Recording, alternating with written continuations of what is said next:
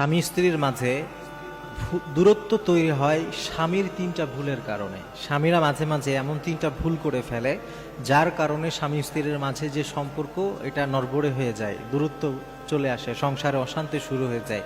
সবসময় যে স্ত্রীর ভুলের কারণেই সংসারে অশান্তি হয় ব্যাপারটা এমন নয়। কখনো কখনো স্বামীর ভুলের কারণেও কিন্তু সংসারে অশান্তি হতে পারে।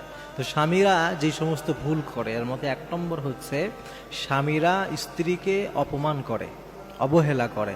স্বামীরা স্ত্রীকে রেসপেক্ট করতে চায় না। যদি কখনো এমন হয় কোনো স্বামী যদি স্ত্রীর সামান্য ভুলে তাকে অপমান করে, অপদস্থ করে, তখন ওই স্ত্রীর অন্তরে স্বামীর প্রতি যে রেসপেক্ট ছিল, ভালোবাসা ছিল, আস্তে আস্তে এটা সরে যায়। মনে রাখতে হবে, মানুষ মাত্রই ভুল করে। আপনার স্ত্রী একটা ভুল করে ফেলেছে, এইটার কারণে আপনি এমনভাবে তাকে অপমান করবেন না, এমনভাবে তাকে দোষারোপ করবেন না যে আপনার স্ত্রীর হৃদয়টাই ভেঙে যায়। কারণ স্ত্রীরা হচ্ছে কোমল হৃদয়ের অধিকারী। মানুষের মন মাঝে নারী জাতি সব থেকে কোমল হৃদয়ের অধিকারী। আপনি তাকে এমন কথা বললেন যে তার পুরা কাজের সব কিছু শেষ করে দিলেন, এটা করবেন না। আপনার স্ত্রী যদি কখনো ভুল করে, ইচ্ছা করে করুক আর অনিচ্ছায় করুক, আপনি তাকে সুন্দর মতো বুঝাবেন। শুরুতেই আপনি তার সাথে কটু বাক্য ব্যবহার করবেন না, তাকে আপনি সুন্দর মতো বুঝাবেন, অপমান করবেন না, রেসপেক্ট করবেন, অবহেলা করবেন না। আর 2 নম্বর হচ্ছে আপনার স্বামী অনেক সময় আছে স্ত্রীর কথাকে গুরুত্ব দিতে চায় না। স্ত্রীরা যদি কোনো কথা বলে আপনি তাকে গুরুত্ব দিবেন। আপনি তার সাথে এমনভাবে ট্রিট করবেন না যে আপনার স্ত্রী আপনার ঘরের একটা দাসী, ঘরের একটা কাজের লোক, তাকে রাখা হয়েছে, সে কাজ করবে, খাবে দাবে, ঘুমাবে, শেষ, এতটুকুই না। আপনার কোনো একটা বিষয়ে, সাংসারিক বিষয় হোক, যে কোনো বিষয় হোক, স্ত্রী যদি একটা কথা বলে বা একটা মতামত দেয়, আপনি যদি ওই মতামতটা গ্রহণ নাও করেন, আপনার কাছে যদি তার থেকে ভালো কিছু থাকে, এরপরও তাকে আপনি রেসপেক্ট করবেন। তাকে এটা বলবেন না যা দূর, তোমার কথা শোনার আমার সময় না, এভাবে বলবেন না।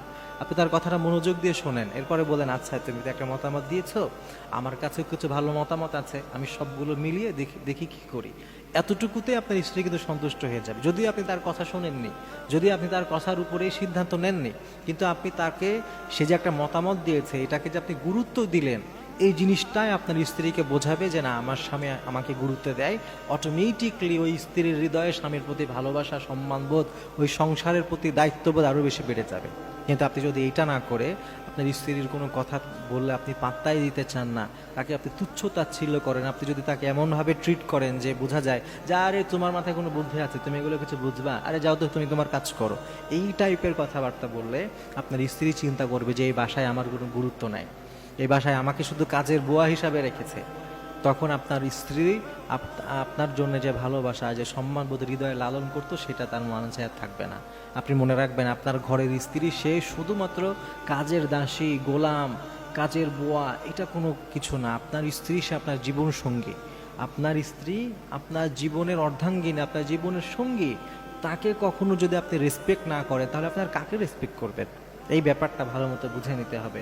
আর 3 নম্বরে, স্ত্রীকে কখনো গালি দিবেন না, তুই তুকারি করবেন না। গায়ে হাত তোলা তো আরো পরের কথা, অনেক স্বামী এই ভুলটা করে ফেলে।